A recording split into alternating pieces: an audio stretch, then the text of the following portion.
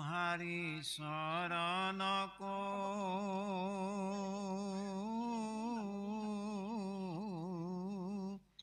रेणु शत कोटि बारे करो प्रणाम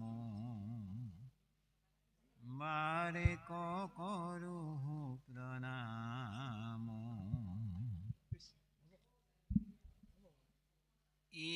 राम शंकर माधव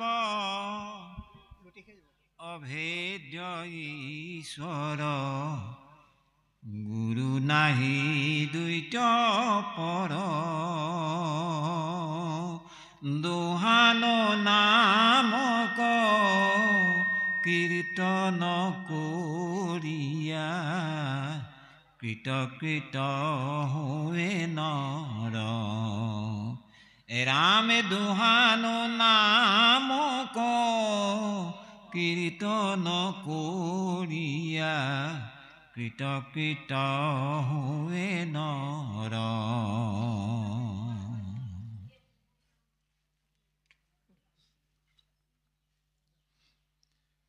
सच्चिदानंद रूपाय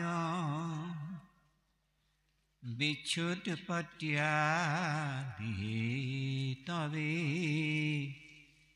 तापत्रय विनाशाय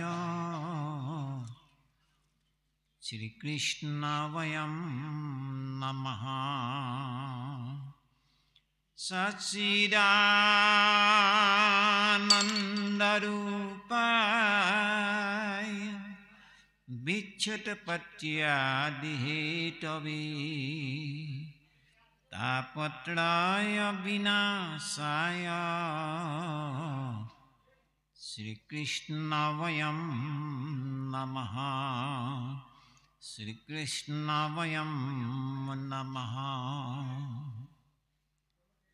श्रीकृष्ण गोविंद हरे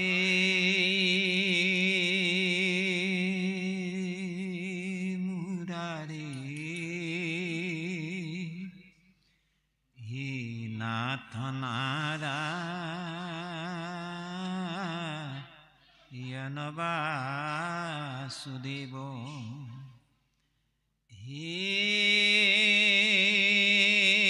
नाथ नारायण वासुदेव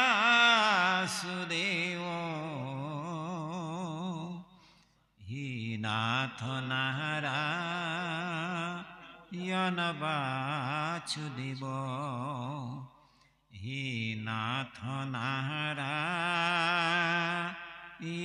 वासुदेव আজন্মৰ সেৱাৰ স্থলী বাপ বান্ধৱ আই মাতৃবৃন্দ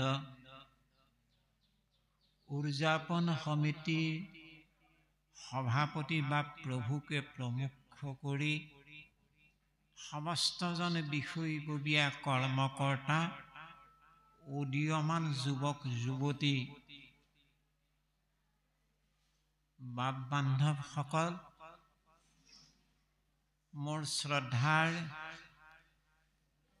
আজি এই বৈকুণ্ঠ ধামৰ বৈকুণ্ঠৰ কল্পতৰু মহাভাগৱত শাস্ত্ৰ পাঠ ও ব্যাখ্যা অনুষ্ঠানৰ শুভ উদ্বোধন কৰা শ্ৰদ্ধাৰ উদ্বোধক মহোদয় প্ৰভু আৰু মোৰ পৰম শ্ৰদ্ধাৰ বৈকুণ্ঠৰ কল্পতৰু ভাগৱত শাস্ত্ৰভাগীৰ কীৰ্তনৰ আঁত ধৰা কীৰ্তন পৰায়ণ পাঠাচাৰ্য প্ৰভুবৃন্দ আপোনাক সমস্তজনে ভগৱন্ত বস্তুৰ একান্ত সেৱক সাধুসন্ত মহামহন্ত আৰু আমি মাথো আপোনা সব সাধুসন্ত মহামহন্ত, আপোনা সবৰ ভিত্ৰৰ ভিত্ৰ, দাসৰ দাস। দাস বা ভিত্ৰৰ যিদৰে নিজা কোনো স্বাধীনতা নাথাকে, গৃহস্থৰ ঘৰত থকা কাম কৰা চাকৰজনে নিজে কিবা এটা কৰোঁ বুলি কৰি দিব নোৱাৰে। হাকিমে হুকুম যেনেধৰণে দিয়ে তেনেধৰণেহে গৃহস্থৰ ঘৰত থকা সেই কৰ্মচাৰী বা চাকৰ বুলি যাক কোৱা হয় তেওঁ কামবোৰ কৰে। ঠিক তেনেধৰণে আপোনাসৱ যিহেতু গৰাকী বস্তু, আপোনাসৱে যেনে যেনে ধৰণে এই অধমক কৃপা কৰিব, আজ্ঞা কৰিব, সদিচ্ছা আগবঢ়াব, সদ্ভাৱনা প্ৰেৰণ কৰিব, আপোনাসৱৰ সুভাষিস, আপোনাসৱৰ সদ্ভাৱনা, আপোনাসৱৰ আদেশেন ভাবি আমি মাথো নিমিত্ত ব্যাখ্যাৰ আঁত ধৰাৰ কাৰণেহে প্ৰয়াস কৰা হৈছে। ইয়াকো কৰিবলৈ যাওঁতে আমাৰ আগ পাছ বঢ়াটোতা অনেক দায় আছে। যিহেতু আপোনাসৱৰ ভিত্ত, গতিকে ভিত্তৰ অপৰাধ গৰাকীয়ে যিদৰে মাৰ্জনা কৰে ঠিক তেনেধৰণে এই অধমৰ হ'ব পৰা কায় মনো বাক্য শতসহস্ৰ অপৰাধ আপোনাসৱে ভিত্তৰ বুলি ভাবি মাৰ্জনা কৰিবৰ কাৰণে সবাৰ চৰণত আমি ভক্তি ভৰা সেৱা নিবেদন কৰা হৈছে। প্ৰভু সমস্ত আই মাতৃবৃন্দ, আজি আমাৰ অতিকে সৌভাগ্যৱান, কিয়নো আপোনাসৱৰ এইভাগ নামগৃহ বৈকুণ্ঠ ধামত আপোনাসৱ বৈকুণ্ঠৰ পাৰিষদৰ সাক্ষাতত আপোনাসৱৰ পদপংকজৰ ধূলা শিৰোভিষেক কৰাৰ যি এই অধমৰ সৌভাগ্য হ'ল, ই নিশ্চয় মোৰ জন্মে জন্মান্তৰৰ ৰাখি ৰাখি পুণ্যৰ ফল বুলি ভবা হৈছে। যে আজি অনুষ্ঠান ভাগৰ, আজি উদ্বোধনী কাৰ্যসূচী ভাগ আমাৰ দাসবাপ প্ৰভুৱে ইমান সুন্দৰকে, ইমান নিৰনিপানীকে প্ৰকাশ কৰি গ'ল। যদি আজি আপোনাসৱে আন একো কাৰ্যসূচী নকৰিলেহেঁতেন ভাগৱত ব্যাখ্যাৰ নামত, কেৱল যদি উদ্বোধনী ভাষণ ভাগতে সামৰি দিলেহেঁতেন, তবু ভগৱন্তই প্ৰসন্নতা হ'লহেঁতেন, নিশ্চয় ভাগৱত ব্যাখ্যা হ'ল বুলি। ইমান সুন্দৰ, ইমান মাৰ্জিতভাৱে উদ্বোধনী কাৰ্যসূচী তেৰাই কৃপা কৰিলে। তেৰালৈ আমাৰ এই আকাশতে সশ্ৰদ্ধ প্ৰণিপাত সেৱা নিবেদন কৰিছোঁ। তেৰাক ভগৱন্তই জন্মে জন্মান্তৰে কৃপা কৰক। আমাৰ আশাব সমস্তজনৰ, আমাৰ আশাব ঘোৰ সংসাৰী লোকসকলৰ ৰাস্তা দৰখাবৰ কাৰণে ভগৱন্তৰ কৃপা তেৰা সমস্তৰ নিচিনা লোকসকলৰ জৰিয়তে ভগৱন্তই যাতে কৃপা কৰে। তে প্ৰভু সমস্ত আই মাতৃবৃন্দ, আমাৰ উদ্বোধক বাপ প্ৰভুৱে আগতে এষাৰ কথা কৈ গৈছিল যে আমি যদি ব্যাখ্যাৰ বা ভাগৱতৰ কাৰ্যসূচীখনত যদি অন্যমনস্কা হৈ থাকোঁ, তেতিয়াহ'লে পৰিৱেশটো অলপ উশৃংখল হোৱাৰ নিচিনা হৈ যায়। সেইকাৰণে আমি সেৱা ধৰিব বিচাৰিছোঁ। আমাৰ যে এচুকত আইকেইগৰাকী আছে তামোলৰ হিচাপ নিকাচ কৰি, আইকেইগৰাকীও এইফালে অনুগ্ৰহ কৰি আহি দিয়ক, অকণমান আমি সকলো চহকী হওঁ। এতিয়া পৰিৱেশটো ভাল হ'ব। তেতিয়া দেখিছেই আপোনাসৱে যে দিনমান দিনটো প্ৰাতঃখনৰ পৰা এই বৈকুণ্ঠ ধামৰ বিভিন্ন ধৰণৰ কাৰ্যসূচী আপোনাসৱে ৰূপায়ণ কৰিছে, কৰিব লাগিবই। ভাগৱত ভ্ৰমণ কাৰ্যসূচী হেন মহান কাৰ্যসূচী ভাগত অংশগ্ৰহণ কৰিলে, বহুত ডাঙৰ কাম কৰিলে। গতিকে আপোনাৰ সব ভাগৰুৱা হৈ আছে, আমি বুজি পাইছোঁ নিশ্চয়। কিন্তু যেহেতু আমি গোটেই কাৰ্যসূচী ভাগ আপোনাৰ সবৰে দায়িত্ব, তে আপোনাৰ সবে বহুজন আই বাপ যদিও গৃহাভিমুখী হৈছে, হয় যাবই লাগিব, কিয়নো আমি প্ৰত্যেকে একোখন ঘৰ আছে, সাংসাৰিক আলহী আহুকাল আছে, সেইসমূহ চোৱা চিতা কৰাটো আপোনাৰ সমস্তজনৰ দায়িত্ব আৰু কৰ্তব্য, গতিকে যাবই। কিন্তু থকা কিগৰাকী, থকা কেইজনা বাপ আয়ে যদি অকণমান কৃপা কৰি দিয়ে, তেতিয়াহ'লে নিশ্চয় কিবা নহয় কিবা এটা অংক হ'ব, নহ'লে কিন্তু একোৱেই নহ'ব। সেইকাৰণে আমি সমস্তৰে চৰণত এভাগ সেৱা নিবেদন কৰিলোঁ। প্ৰভু সমস্ত আই মাতৃবৃন্দ, আমাৰ এইভাগ ভাগৱত গ্ৰন্থ নৈমিষাৰণ্যত এজন মহান ভাগৱতৰ শ্ৰীমুখে বেকত হৈছিল।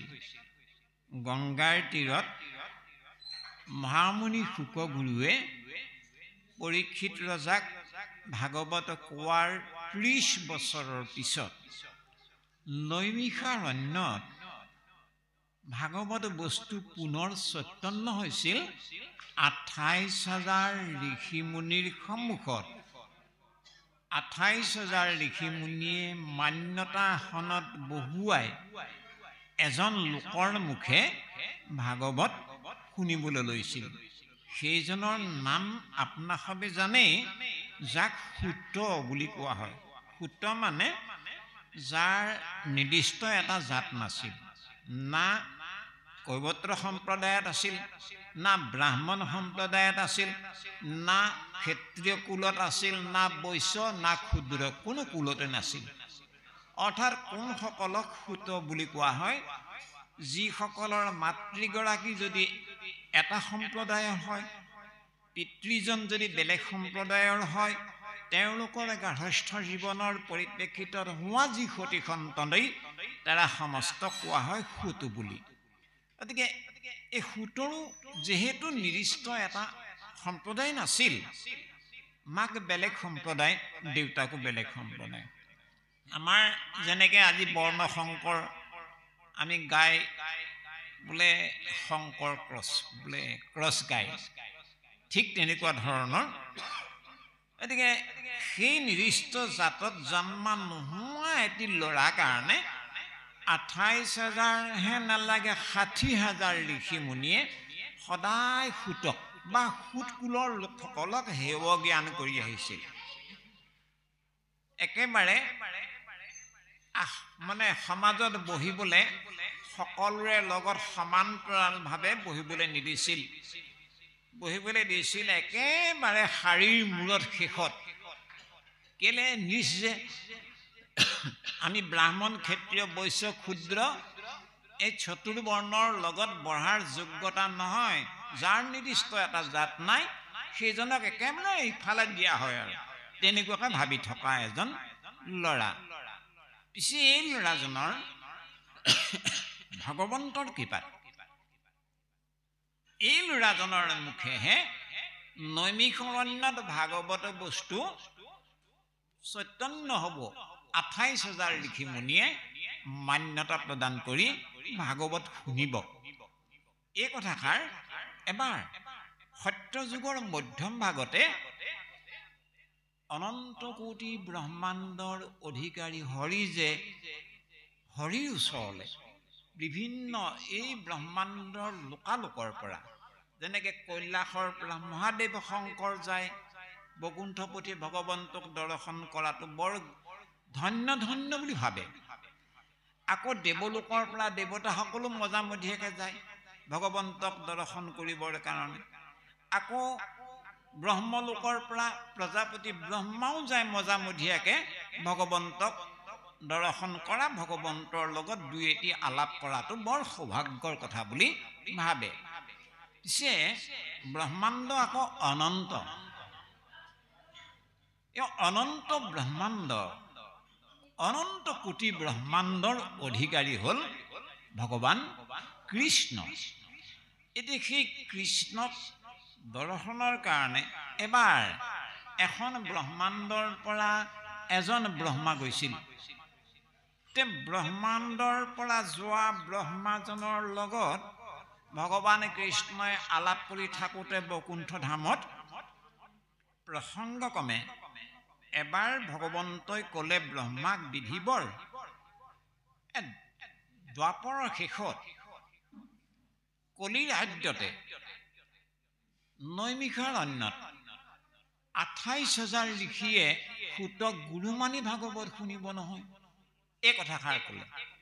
কলত ব্ৰহ্মাৰ লাগিল নহয় মনত সংশয়, কাৰণ ব্ৰহ্মাওকে আদি কৰি সমস্ত লোকেই যিহেতু মায়াত মগ্ন, ব্ৰহ্মা আদি কৰি জীৱযত ৰাম ৰাম ৰাম ৰাম ৰাম মায়া সজ্জা মাজে আশ্ৰয় ঘুমতি যায়। অৰ্থাৎ ব্ৰহ্মাকো সতৰজতম, মহাদেৱ শংকৰকো সতৰজতম, তিনি গুণৰ অধীন যিহেতু এৰা হ'ল, সেইকাৰণে ব্ৰহ্মাও যিহেতু গুণাধীন, গুণাতীত নহয়, অৰ্থাৎ গুণাতীত পদে এজনকে প্ৰকাশ কৰে, সেইজন হ'ল ভগৱান কৃষ্ণ।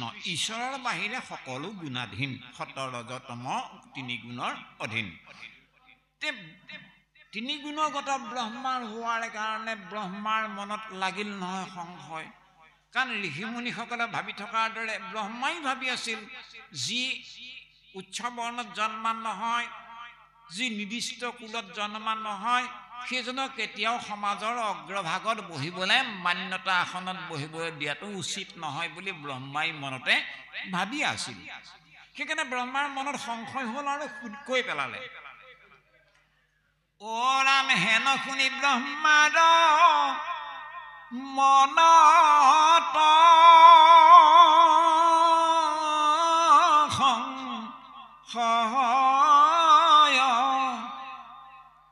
সূতক কিয় বা গুৰু ঋষিয়ে মানয়। হেন শুনি কি শুনিলে ব্ৰহ্মাই? এই নৈমিষাৰণ্যত কলিৰ ৰাজ্যতে 28,000 ঋষিমুনিয়ে যাগ যজ্ঞ পূজা পাৰ্বণ শ্ৰাদ্ধ পিণ্ড হোম দান দক্ষিণা তীৰ্থ ভ্ৰমণ চব কাৰ্যসূচী বৰ্জন কৰি ওৰেতো জীৱনৰ কাৰণে বৈকুণ্ঠৰ কল্পতৰু ভাগৱত শাস্ত্ৰ সূতক গুৰু মানি শুনিব নহয় বিধিবৰ। এই কথাষাৰ শুনাৰ লগে লগে হেন শুনি ব্ৰহ্মাৰ মনত সংশয়, প্ৰভু প্ৰভু সূতক বা কিয় গুৰু ঋষিয়ে মানয়? সূতকনো ঋষি মুনিসকলে গুৰু মানিব লাগে প্ৰভু? মই একো বুজি নাপালো প্ৰভু। যদি মই কিবা শুনিব নোপোৱা বিধৰ নহয়, তেতিয়াহ'লে কৃপা কৰিবলৈ হওকচোন। কিয় এনেহেন যাৰ এটা জাত নাই সেইজনক গুৰু মানিব 28,000 বেদ পাৰ্গত ঋগ যজু সাম অথৰ্ব চতুৰ্বেদীয়া যিসকল ঋষি মুনি, সেইসকলে গুৰু মানিব? মই একো বুজিব নোৱাৰিলো প্ৰভু। যদি মই শুনিব নাপাই বুলি একো কথা নাই, কৃপা হওকচোন ক'বলৈ। ও ৰাম ব্ৰহ্মাক সম্বুধি হেন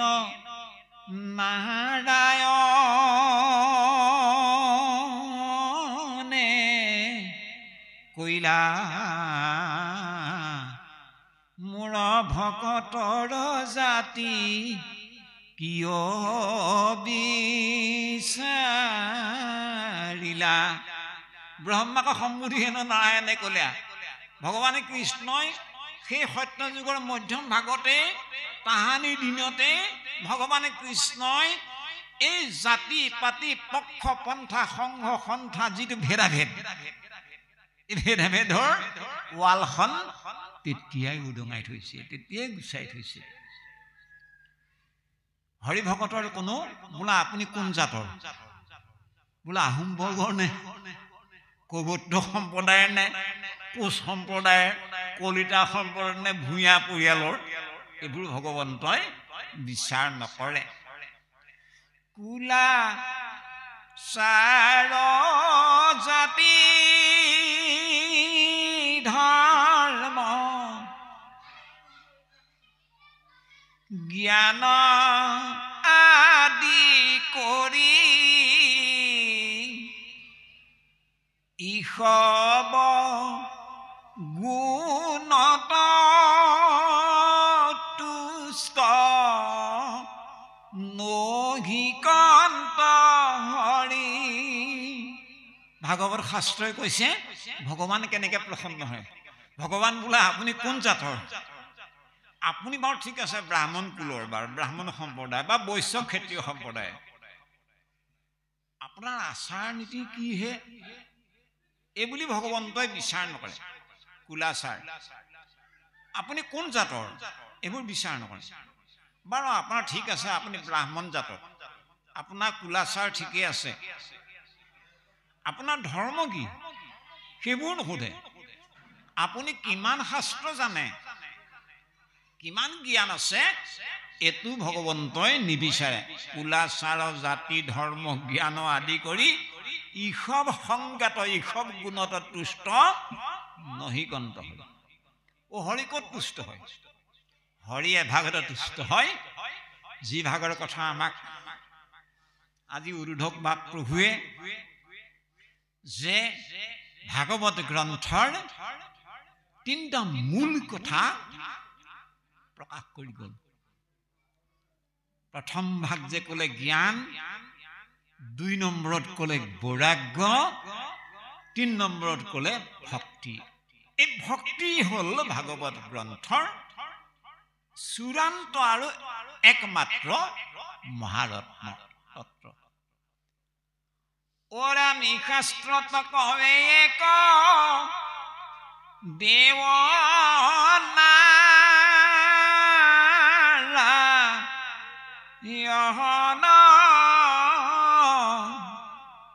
এই বৈকুণ্ঠৰ কল্পটোৰ ভাগৱত গ্ৰন্থ ভাগৰ প্ৰথম স্কন্ধৰ প্ৰথম অধ্যায়ৰ পৰা ১২ স্কন্ধ শেষ অধ্যায় মানে গ্ৰন্থ সমাপ্তি পৰ্যন্ত ই শাস্ত্ৰত এটাই কথা কৈছে, কৱে এক। এজন দেউৰ কথা কৈছে, কৱে এক দেৱ নাৰায়ণ। ইয়াত এই ভাগ গ্ৰন্থত অন্য কোনো দেৱতাৰ উপাসনাৰ কথা নাই কোৱা।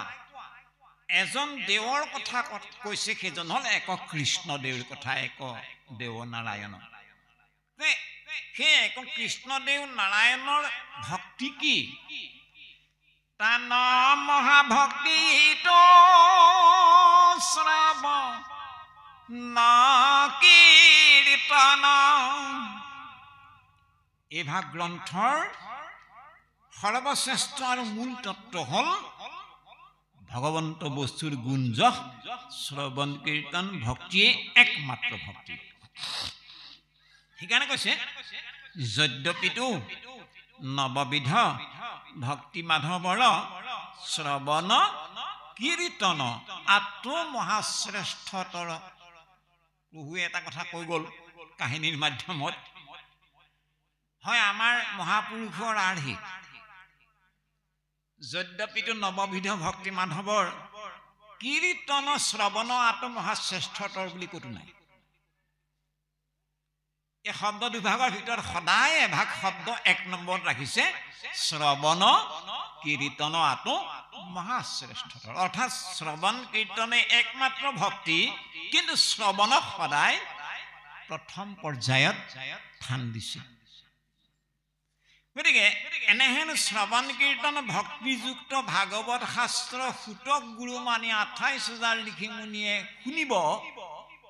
এই কথাটোত ব্ৰহ্মাৰ সংশয় হ'ল আৰু সুধিলে কিয় কিয় বেদ পাৰ্গত ঋষি মুনিসকলৰ কোনোবা এজনক মান্যতা দি ভাগৱত শুনিব লাগিছিল, প্ৰভু ক্ষত্ৰিয় কুলৰ কোনোবা এজনক শুনিব লাগিছিল, বৈশ্য কুলৰ কোনোবা এজন ক্ষুদ্ৰ কুলৰ কমচে কম কোনোবা এজনক মান্যতা দি শুনিব পাৰিলেহেঁতেন।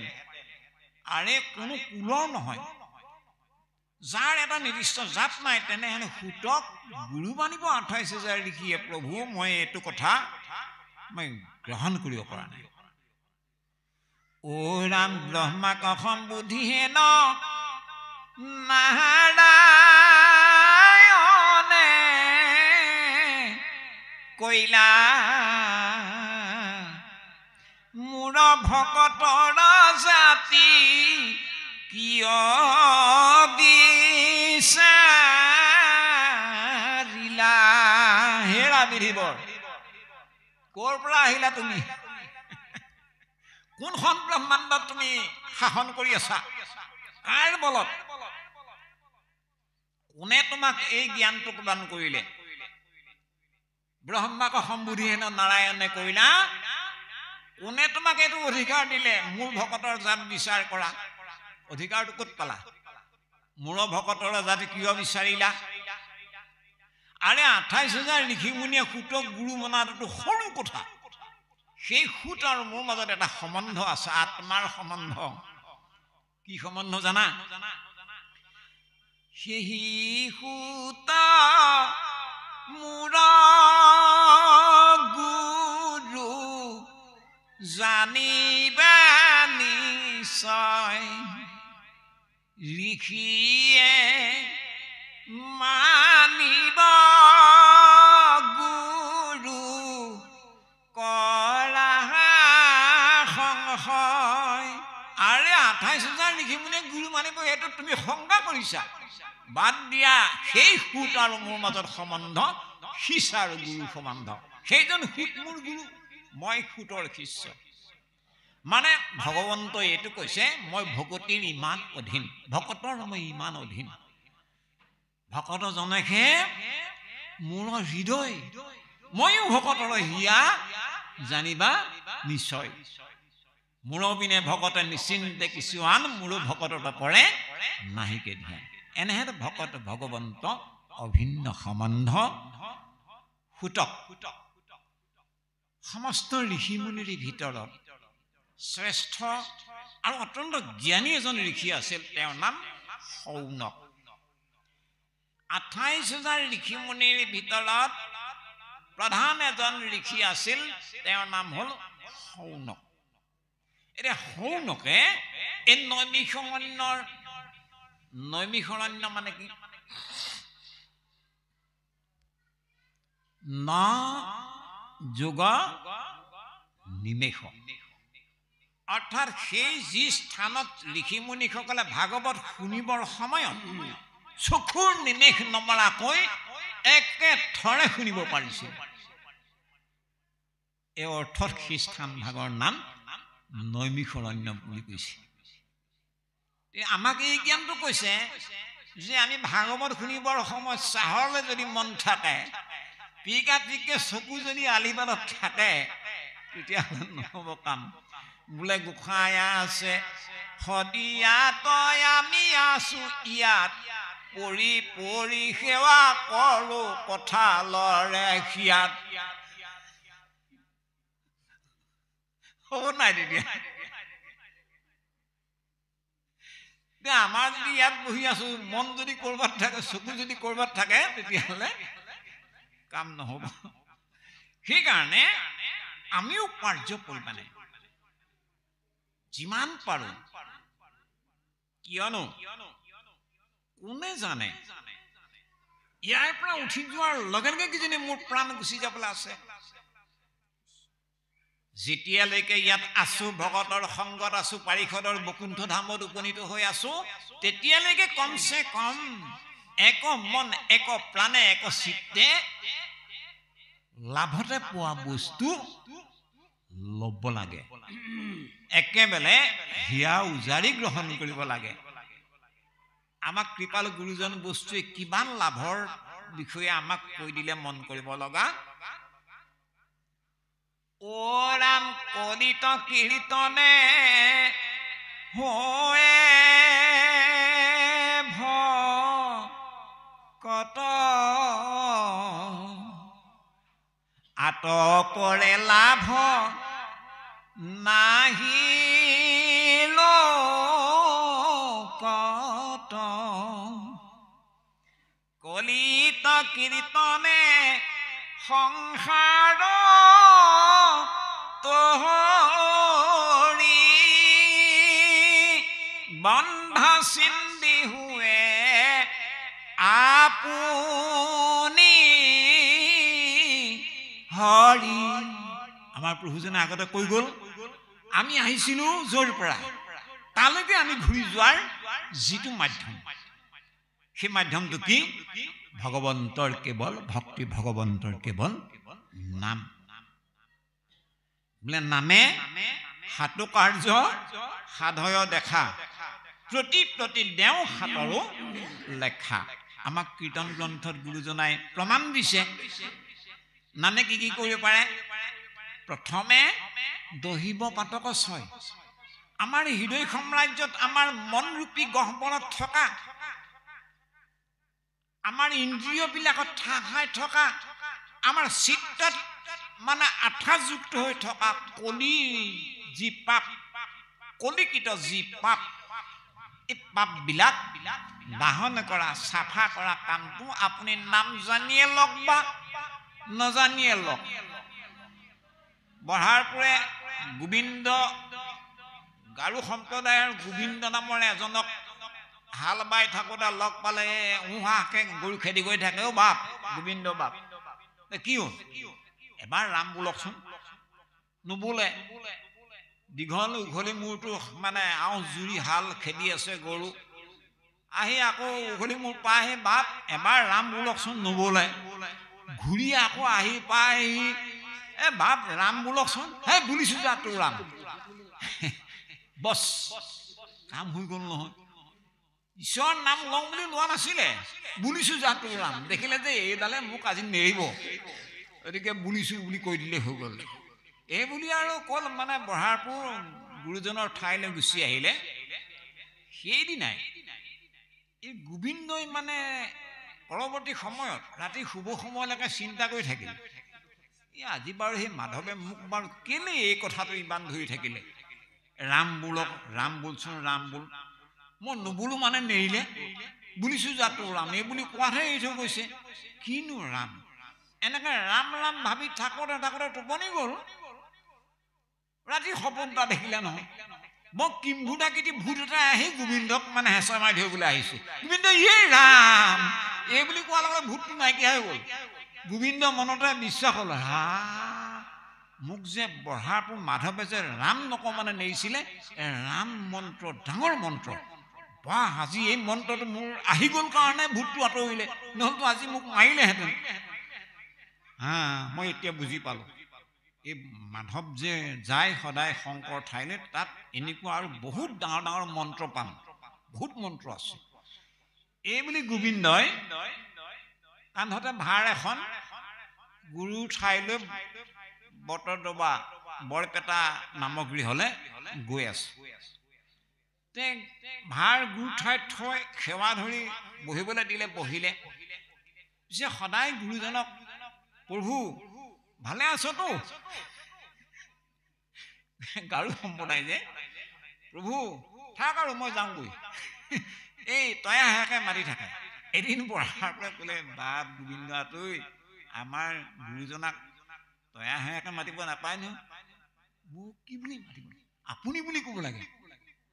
গোবিন্দৰ মনত বৰ ভয় সোমাই গ'ল, মইতো বৰ ডাঙৰ অপৰাধ কৰিলোঁ, অপৰাধ ভঞ্জন হ'ব লাগিব। এই দ্বিতীয় এদিন দুখন ভাৰ দুখন কাণত লৈ আনিছে নহয়। ভকতে দেখি নামঘৰত অবাক, বোলে বাপ বোলে এইভাগে দুখন ভাৰ যে এইখন ভাগে লৈ আনে, বোলে এখন ভাৰ মই আগৰ মাননি, এখন ভাৰ বোলে মোৰ দায় ভঞ্জনৰ কাৰণে লৈ আনিছোঁ। গতিকে আপুনি জানিয়ে লওক বা নজানিয়ে লওক, শ্ৰদ্ধাই লওক বা হেলাই লওক, নামে কিন্তু মংগল আনিব আনিব আনিবই। সেইকাৰণে পাৰ্বতীক নিমিত্ত কৰি মহাদেৱ শংকৰে কি বুলি ক'লে, এই কথাটো মন কৰিব লগা।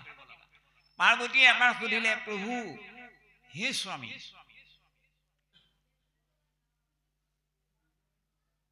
মোক এতিয়া মই আগৰ জন্মত সতী জন্মত যি ভুল কৰিলোঁ আৰু মই এতিয়া যি বুজি পালোঁ, মোক ৰামৰ নামৰ বাহিৰে মোক অন্য একো নাই। মোক ৰামৰ গুঞ্জক, ৰাম চৰিত্ৰ, ৰাম নাম মোক শুনাব লাগে। আৰু ৰামৰ নামৰ মহিমাৰ বিষয়ে মোক কৃপা কৰিবলৈ হওকচোন। মহাদেৱ কিন্তু চক খাই গ'ল। ৰাম নামৰ মহিমা স্বয়ং ৰামেও মানে কৈ শেষ কৰিব নোৱাৰে। কৃষ্ণ নামৰ মহিমা কৃষ্ণই কৈ আদায় কৰিব নোৱাৰে। মই কেনেকৈ আদায় কৰিম, মই কৈ কেনেকৈ ক'ম? পাৰ্বতীক ক'লে, পাৰ্বতী মইহে নালাগে, প্ৰভু ৰামচন্দ্ৰয়ো ভগৱানে কৃষ্ণয়ো নামৰ মহিমা কৈ আদায় কৰিব নোৱাৰে। মই বাৰু কেনেকৈ ক'ম?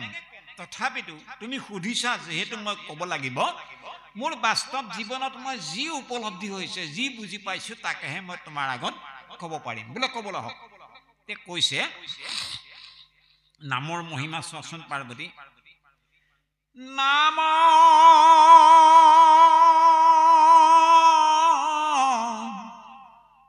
নাম প্ৰভাৱ শম্ভু অবিনাশী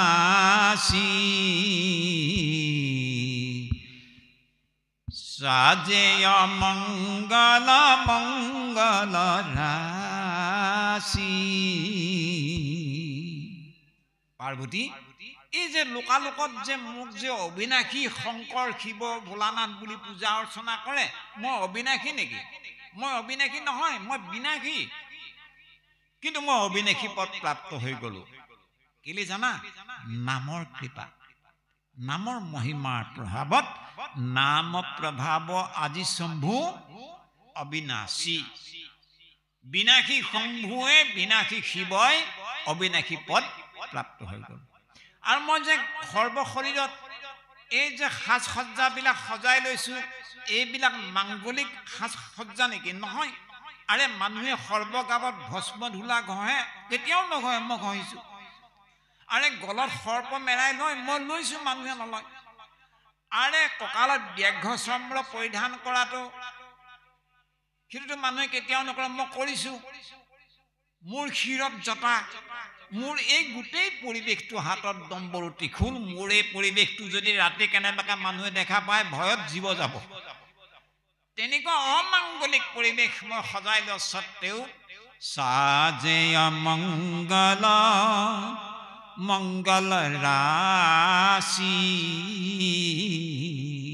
সব অমাংগলিক সা সজ্জাবোৰো মাংগলিক সা সজ্জালৈ ৰূপান্তৰিত হৈ গল। ইমান নামৰ মহিমা। সেইকাৰণে মহাদেৱ শংকৰে কি কৰে? সদায় পাৰ্বতীক সহিতে, সদায় নিজৰ কৈলাশ আৱাস গৃহত এভাগ মহাৰত্ন জপ কৰি থাকে, এভাগ মহাৰত্ন চৈতন্য কৰি থাকে। সেই মহাৰত্ন ভাগ হ'ল ভগৱন্তৰ নাম, কৃষ্ণ নাম, ৰাম নাম। মঙ্গল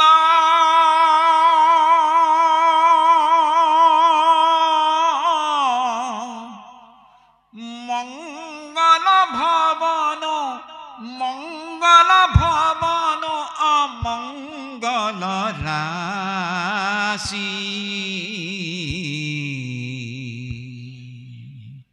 সাজেয় মঙ্গল ও মা সহিত যেহি জপট পুরারি। মঙ্গল ভবন, ভগৱন্তৰ নাম মানে মঙ্গলৰ গৃহ। মোৰ ঘৰখনত ভগৱন্তৰ নাম নিজৰা বোৱাই ৰখা মানে আমাৰ গৃহ সংসাৰখনত নামৰ মাধ্যমেদি আমি মুখৰিত কৰি ৰখা মানে ঘৰ সংসাৰখন মঙ্গলৰ ঘৰ। মঙ্গল ভৱন মানে ঘৰ।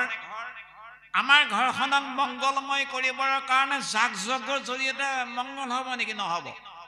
তন্ত্ৰ মন্ত্ৰ আনো দ্ৰব্য অনেক, দেশ কাল পাত্ৰ ছিদ্ৰ যতেক, নুহিকে পূৰ্ণ যজ্ঞৰ যত অংগ, হৰি নামে কিন্তু কৰে হবে সুখাংগ।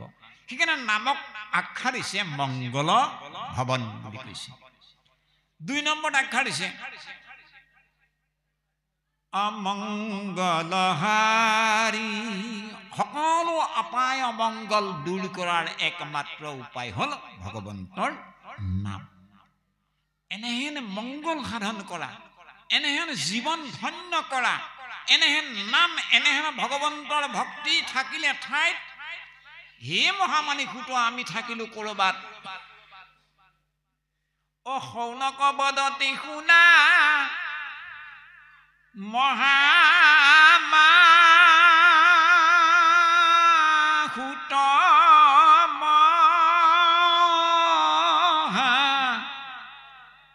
মানি পৰম পাতকী কলি পাইলে হে নজানি। হে সুত মহামানী, আমি এটা কথা গম পালো, পৰম পাপী কলি আগমন। এই কথাটো আমি জানিলো। আৰু কলি আগমন হোৱাৰ লগে লগে যে পৰিৱেশ অত্যন্ত কলুষিত হ'ব, জনমানস বিলাক যে একেবাৰে কলি পাপে ঠাহ খাই যাব, গতিকে পৰিৱেশ শুদ্ধ কৰিবৰ কাৰণে, মানুহৰ মন নিকা কৰিবৰ কাৰণে, মানুহক গতি দিবৰ কাৰণে আমি আগত যদি যি নীতি নিয়মেৰে যাগ যজ্ঞ কৰিছিল, এতিয়া তাতকৈ দুগুণ উদ্যমেৰে, দুগুণ খৰচা কৰি হলেও, দুগুণ কায় মনোবাক্যে সৰ্বতো প্ৰকাৰে নিষ্ঠা আগবঢ়াই আমি যজ্ঞ কাম আৰম্ভ কৰিলো। কিমান দিন কৰিলো মহামানী হে বাপ? কৰিলো জগা আখি হতে সহস্ৰ বছৰ হোম ধ্ৰুমে ধ্ৰুম বৰ্ণ ভৈল কলেৱৰ। সহস্ৰ বছৰ মানে এবছৰ, দুবছৰ, 100 বছৰ, 200 বছৰ নহয়, 1000 বছৰ আমি অতি আগ্ৰহেৰে সৈতে কলি পাপ মোচনৰ কাৰণে হে মহামানী সুত আমি যজ্ঞ 1000 বছৰ পাতিছো। উদ্দেশ্য কলি পাপ নাশ হ'ব লাগিব, কলি দূৰ হ'ব লাগিব।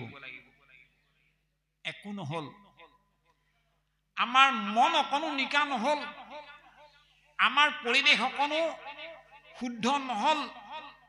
ফল এটাই পালো, হোম ধ্ৰুমে ধ্ৰুম বৰ্ণ ভৈল কলেৱৰ। ইয়াৰ পৰা আমাক এই জ্ঞানটোকে প্ৰদান কৰিছে যে আমি যিহেতু কলি যুগৰ মানুহ, কলি মহাপাপ সমুদ্ৰত আমি উপংগী আছো, সাঁতুৰি নাদুৰি আছো কলি পাপতে। এই কলি পাপ সমুদ্ৰৰ পৰা পৰিত্ৰাণ পাবৰ কাৰণে এটাই উপায় আছে, কেৱল ভগৱন্তৰ নাম। আমি এনেহেন নামক সাৰোগত কৰা ক্ষণত যদি আমি কিছুমান শক্তিহীন ৰীতি নীতিক, অৰ্থহীন কথা বতৰাত যদি লাগি থাকো, তেতিয়াহ'লে কিন্তু আমি পৰিত্ৰাণ পাব নিশ্চয় নোৱাৰিম। এই কলি পাপৰ পৰা পৰিত্ৰাণ পাবৰ কাৰণে আমাক মহামানী সুতক মান্যতা প্ৰদান কৰি শৌনক আদি 28,000 ঋষি মুনিয়ে কি বুলি খাটনি ধৰিছে, ও ৰাম জীৱা কৰ্ম কৰোৱাতি নাহি কে বিশ্বাস। হে মহামানী সুত, আমি 28,000 ঋষি মুনিয়ে যি কৰ্ম কৰিলো, আমাৰে তাত বিশ্বাস নোহোৱা হ'ল। আমাৰ উপলব্ধি হৈছে এতিয়া, অ ৰাই আপোনাৰ আয়ু কক ৰিলো ব্যৰ্থে নাহ। যেন আমাৰ সুদীৰ্ঘ জীৱনৰ 1000 বছৰ আয়ুষটো আমি এনেই পাৰ কৰি দিলো। সম্প্ৰতি তুমি কি চিন্তি উক মহাহিত কৰাই উক পান মাত্ৰ কৃষ্ণৰ চৰিত্ৰ। হে মহামানী সুত, আমাক বৰ্তমান আমাৰ কল্যাণ হ'ব পৰাকে আমি বুজি পাইছো যে কৃষ্ণৰ চৰিত্ৰৰ বাহিৰে, প্ৰভুৰ নামৰ বাহিৰে আৰু আমাক কোনো যাগ যজ্ঞ, প্ৰায়শ্চিত, দান দক্ষিণা, শ্ৰাদ্ধ পিণ্ডই গতি দিব নোৱাৰে। সত্ত্বেও আমাৰ সামাজিক জীৱনত আমিতো শ্ৰাদ্ধ পিণ্ডক নেৰো, আমিতো দান দক্ষিণা শ্ৰাদ্ধ নাপাতিলো। কমচে কম এইটো আমাৰ টান আছে যে বাপুজনক আনি কিন্তু ভোজনীটো হ'লেও উৎসৰ্গা কৰিব লাগিব দেই। এইটো হ'ল আমাৰ সামাজিক জীৱনৰ এটা ধাৰণা। কিন্তু ভাগৱত গ্ৰন্থৰ ৪ৰ্থ স্কন্ধত প্ৰাচীন বুঢ়ী ৰজাক নাৰদে দিয়া উপদেশৰ দুলৰি চন্দত আমি ভাবি থকা শ্ৰাদ্ধ, আমি ভাবি থকা ভোজনী উৎসৰ্গাৰ বিষয়ে কি বুলি কৈছে আপোনালোকে নিশ্চয় পাইছে চাগে, বা চাব। মই অকণমান উমুনুকিয়াই থৈ যাওঁ। তাত কি বুলি কৈছে? ওৰাম বৈবস্বত দূতে কেতিক্ষণে ধৰৈ তাহাৰো নাহিও দেশ অন্যায় কৰন্তে বেদতাত পৰ্য হৰাইল সবে নিশেষ। বৈবস্বত দূতে মানে যমৰ দূতে। কেতিক্ষণে ধৰৈ তাহাৰো নাহি উদ্দেশ। কোন সময়ত যমৰ আলহী হ'ব লাগিব আমি কোনেও ক'ব নোৱাৰো। কিন্তু এটা কথা ক'ব পাৰো, ভাই বোলে জন্ম পালা, জন্ম পালো, মনত ৰাখিবা দেই, মৰিবা কিন্তু।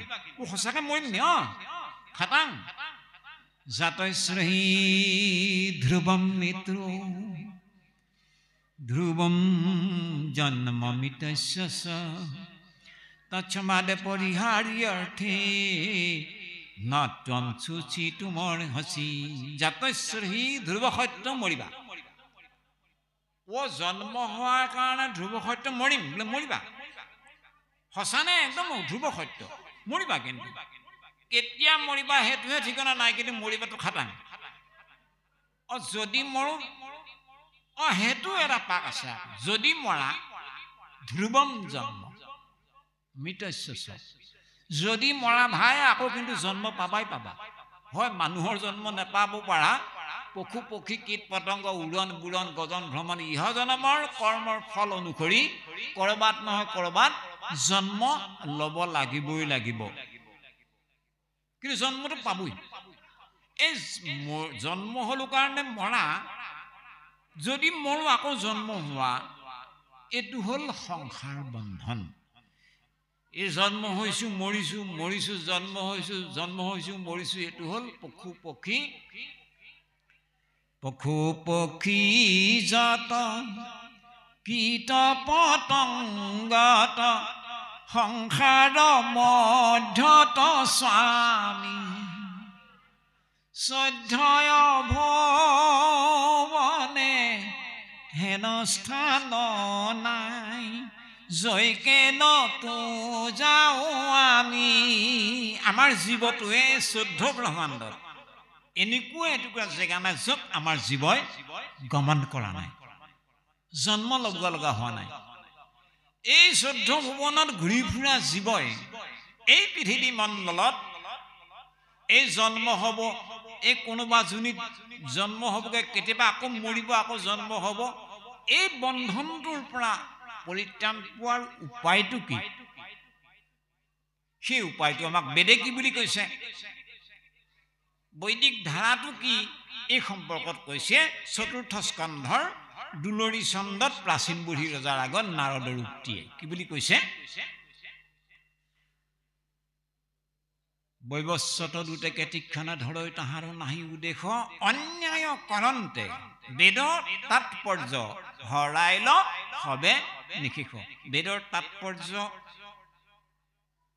বেলেগ এটা বস্তু, আৰু আমি বেদৰ কৰ্ম বেদৰ নীতি নিয়ম বুলি কৰি থকাটো এটা বেলেগ বেদৰ গৌণাত্মক বস্তু, মুখ্য বস্তু নহয়।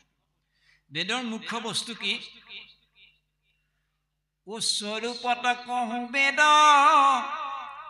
তাৎপৰ্য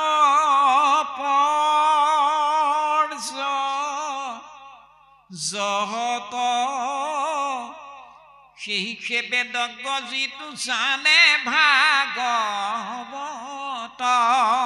সেইজনে বেদজ্ঞ অৰ্থাৎ আপোনাসৱ বেদ আপোনাসৱে ভাগৱতক শ্ৰদ্ধা কৰে আপোনাসৱে ভাগৱতক পঢ়ে ভাগৱত শুনে ভাগৱত নিজৰ বাস্তৱ জীৱনত ৰূপায়ণ কৰিবৰ কাৰণে যত্নপৰ হয় এতেকে আপোনাসৱ বেদজ্ঞ অৰ্থাৎ বেদৰ সাৰ হ'ল ভগৱন্তৰ ভক্তি আৰু ভগৱন্তৰ ভক্তি ভাগৱতত আছে ভাগৱতক শ্ৰদ্ধা কৰা ভাগৱতক জনা মানে আপোনাসৱে বেদক জনা আৰু আপোনাসৱক বেদজ্ঞ বুলি প্ৰশংসা কৰিছিল গতিকে এনেহেন অন্যায় কৰন্তে বেদ তাৎপৰ্য হৰাই নসবে নিশেষ বেদৰ তাৎপৰ্য হৰি ভকতি আৰে আমি গম পালো হৰি ভকতি বেদৰ সাৰ তত্ত্ব বুলি গম পোৱাৰ পিছতো হৰি ভক্তি গুৰুত্ব নিদিয়াটোৱে কেৱল আমি বৈদিক ৰীতি নীতিয়ে পৰম্পৰা বুলি লাগি থকা নীতি নিয়মত ওলমি থকা কথাবোৰেই হ'ল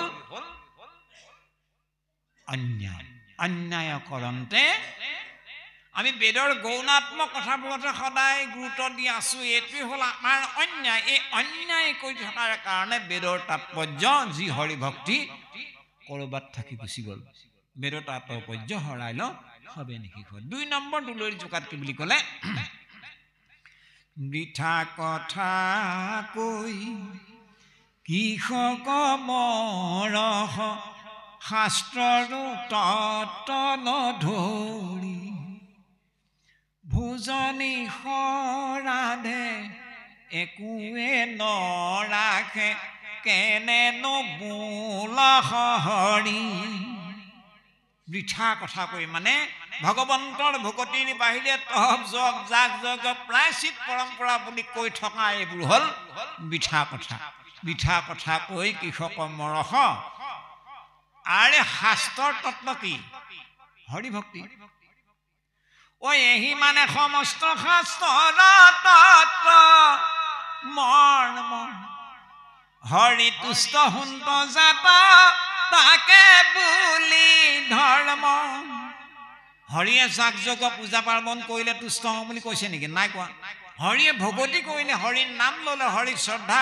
প্ৰেম কৰিলেহে ভগৱান হৰি প্ৰসন্ন হয় বুলি শাস্ত্ৰই কৈছে এই মানে সমস্ত শাস্ত্ৰৰ তত্ত্ব মৰ্ম হৰি তুষ্ট সুন্ত জাত তাকে বুলি ধৰ্ম জাতহন্তে প্ৰীতিয়াতি হয় সমস্তত তাকে সেই বুলিও বিদ্যা জানা সাৰ তত্ত্ব এনেহেন হৰি ভকতি আমি প্ৰাধান্য নিদি গৌণাত্মক বেদৰ কিছুমান ঋষিমুনিসকলৰ মুখে মুখে চলি থকা মতামতকে আমি বেদৰ মূল বস্তু বুলি ভবাটোই হ'ল আমাৰ অন্যায় সেইকাৰণে কৈছে যে বৃথা কথা কৈ কৃষক মৰহ শাস্ত্ৰৰ তত্ত্ব নধৰি সেই যে আমি ঋষিমুনিসকলৰ পৰম্পৰা তেওঁলোকৰ লৌকিক ব্যৱস্থাত আমি মুগ্ধ হৈ আজিও পৰিমিত যে চলাই আছো ভোজনী উৎসৰ্গা সৰা শ্ৰাদ্ধ পতা এই কথাটো সম্পৰ্কে কৈছে ভোজনী সৰাধে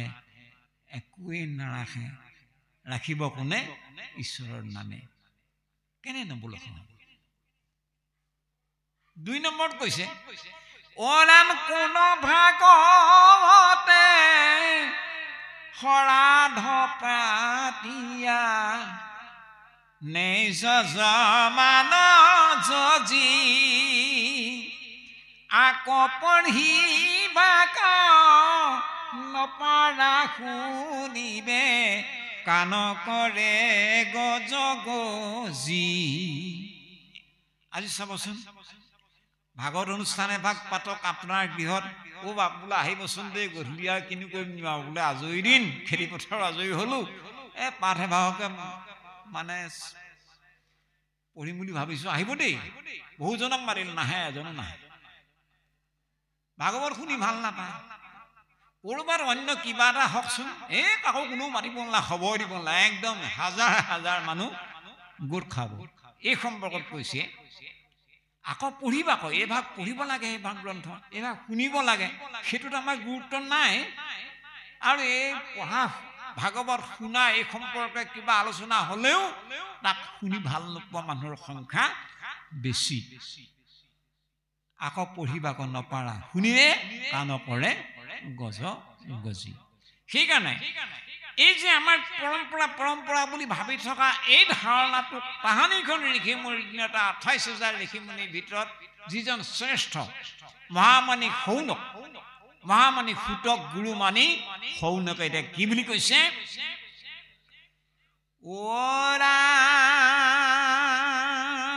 ইহাংক নজানি আন কৰ্ম কৰি। ইহাংক নজানি মানে অৰ্থাৎ হৰি ভক্তিক আমি নাজানিলো, ভুল কৰিলো। গুৰুদেৱ নাম ভকতৰ প্ৰাধান্যতা আমি নিদিলো, ভুল হৈ গল। ইহাংক নজানি মহা, এই মহাতত্বক আমি বুজি নোপোৱাৰ কাৰণে আমি বিপথে গমন কৰিব লগা হ'ল। কয়ো কৃষ্ণ কথা সুত যেনমতে তৌ। সেই সুত আমাক কেৱল কৃষ্ণৰ কথাৰ বাহিৰে আমাক আন কোনো ৰীতি নীতি পৰম্পৰা বুলি আমাক আৰু দোহাৰিব নালাগে। কেৱল ভগৱন্ত কৃষ্ণৰ গুণ যশ প্ৰধান ভাগৱত আমাক মাত্ৰ শ্ৰৱণ কৰাবলৈ হওক। প্ৰভু সমস্ত আই মাতৃবৃন্দ, তে আমি ইমানলৈকে এই কথাখিনি এনেকৈ আগবঢ়োৱা হ'ল। হয়তো আমি কওঁতে আপোনাৰ সবৰে এনেকুৱাও ধাৰণা হ'ব পাৰে যে এইজন আকৌ কিবা সংঘ যেন লাগিছিল। ঠিক তেনেকুৱা কিন্তু নহয়। আমি আপোনাৰ সবক ভাল পাওঁ, গুৰুদেৱ নাম ভকতক ভাল পাওঁ। আমি কোনো বেনাৰৰ মানে কথাত আমি বন্দী হৈ থকা নাই। গতিকে আমি কওঁতে হয়তো অকণমান টানো হৈ গৈছে বা কিবা এটা হয়তো ত্ৰুটি বিচ্যুতি যেন আপোনাৰ সবে পাবও। যদি কিবা বেয়া বুলি ভাবিছে সেইটোক বৰ্জন কৰি ভাল বুলি যদি কিবা ভাবে তেতিয়াহ'লে সেইটোহে গ্ৰহণ কৰিব বুলি আমি সবাৰো চৰণত সেৱা ধৰি পাঠাচাৰ্য প্ৰভুৰ চৰণতো আমি সেৱা নিবেদন কৰা হৈছে। পাঠ কৃপা কৰক কৃষ্ণ। হয় হয় হয় হয়, বেনাৰ এইখন বেনাৰ। হয় হয়, কৃষ্ণ কৃষ্ণ। মহাভাগৱত শাস্ত্ৰ। কৃষ্ণ কথাইতো অমৃতটো দিস্বাদ শুনো সুত সুক পৰীক্ষিতৰ কম্বদ যাদ কুদা চলবতী হৈ আকাশত পথে সখাগৰে পৃথিৱী জিনিলায়ে কেৰথে জম্বুক দীপপতি পৰীক্ষিত মহাবীৰ তদু দকলতে কেনে তেজিলা খৰি ভিত যেন কাতে পৃথিৱী বীৰ ৰাজত কৃষ্ণ তব কত তেন্তে মহাভাগৱত হৰিস্মৰি জীৱতে কৰিলা ত্যাগ কহি উতাহান জন্ম সুতম ভাগ বিষ্ণু বৈষ্ণৱদ কিঞ্চি তেকুনাখি ভেদ দুরু কথাক পরে করে পাত কর ধসে কি দামেতে কে কুদিবু অবি কৃষ্ণ দাস ঋত এই ক্ষেতারিবে হবে দুর্গুর কলিত কি দাবি দেবর দুর্লভ হুকক মুদিব ভাগ কিবতে পাইলত পৰীক্ষিতে কলেগ বৈকুণ্ঠৰ শাস্ত্ৰ যিটো বেদাত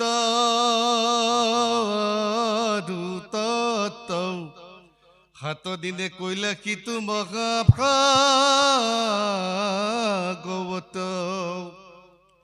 কি দাবি কি তোৰা জাক ৰাখি দংকিলে তই খকে পাইলা গতি ভাগৱতক শ্ৰৱণ মাত্ৰকে বৈষ্ণৱৰ বিতাত শুনিবেই চাবাছে কহিও কফুতৱাদ কথা নুপাছে কি দাবি খেদ খুদি খুতে বিনাক অন্তয় বনত আমি অকুলি নখেদয় আছি লবনত কি দাবি তোমাকৰ প্ৰশ্ন বৈলো আজি সি প্ৰবৃত্ত খুদা যেন জানো কহু কৃষ্ণ